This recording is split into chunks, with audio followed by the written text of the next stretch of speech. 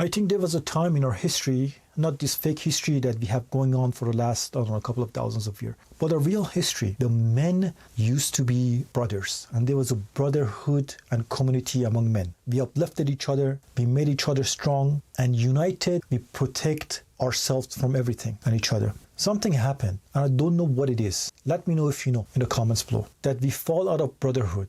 Now the men, instead of helping each other to succeed, they compete against each other.